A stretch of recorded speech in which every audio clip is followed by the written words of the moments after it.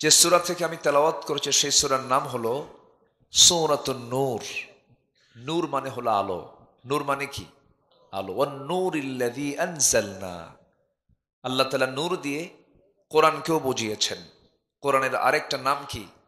নূর, যা জুলুমের বিপরীত। লিতুখরিজান নাস মিনাজ যুলুমাতি ইলান নূর। সেই সূরা নূর থেকে আমি ৫১ এবং ৫২ এই দুটো আয়াতে কারিমা আমি তেলাওয়াত করেছি। আমি নাতিদীর্ঘ কথা বলবো। ওমা তৌফিকি ইল্লা বিল্লাহ। আমি খুব বেশি কষ্ট আমি আপনাকে দেব না, তবে শ্রেষ্ঠ ভাষণগুলো খুব বেশি লম্বা হয় তা নয়। বিশ্বের সেরা ভাষণ দিয়েছেন জনাবে মুহাম্মদুর রাসূলুল্লাহ সাল্লাল্লাহু আলাইহি ওয়াসাল্লাম। তিনি ইয়াখতাবু ফি হাজ্জাতিল ফিদা, বিদায় হজের যে ভাষণটা দিয়েছেন তা সম্পূর্ণ টোটালি এটা হাদিস আকারে আছে, যা বলতে সময় লেগে যায় সর্বোচ্চ বড় জোর ২৫ থেকে ৩০ মিনিট। এই নাতিদীর্ঘ বক্তৃতায় আমার নবীজি এমন কোন সাবজেক্ট নাই যা তিনি তার বক্তৃতায় উপস্থাপন করেন নাই। সুবহানাল্লাহ বলবেন না?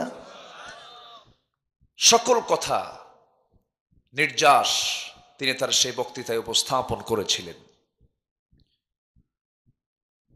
আমলের জন্য খুব বেশি লম্বা সময় লাগে তাও না, কিন্তু আমার দেশে ওয়াজ লম্বা হয় কিন্তু আমল খাটো।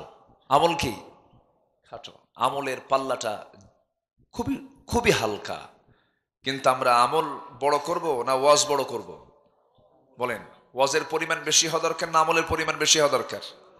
আমলের পরিমাণটা বেশি হওয়া দরকার। সম্মানিত ভাইয়েরা,